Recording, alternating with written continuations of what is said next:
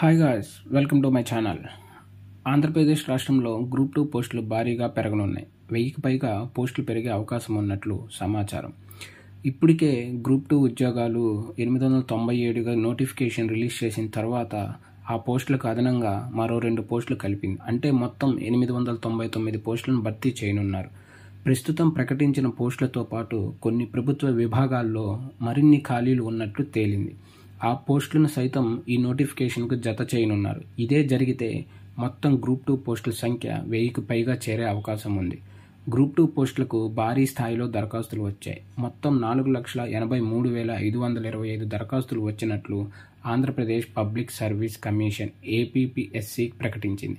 ప్రస్తుతం గ్రూప్ 2 ఉద్యోగాలకు వచ్చిన దరఖాస్తుల్లో ఒక్కో పోస్టుకు సగటున 538 మంది అభ్యర్థులు పోటీ పడుతున్నారు. గ్రూప్ 2 ఉద్యోగాలకు జనవరి 17వ తారీఖున దరఖాస్తు గడువు ముగిసిన విషయం తెలిసిందే. దరఖాస్తు గడువు ముగియడంతో తప్పులను సవరించుకునేందుకు ఈ నెల 24 వరకు కమిషన్ ఎడిట్ ఆప్షన్ ఇచ్చింది. ఈ క్రమంలో అభ్యర్థులు తప్పులను సరిదిద్దుకొని సరిచేసుకోవచ్చు.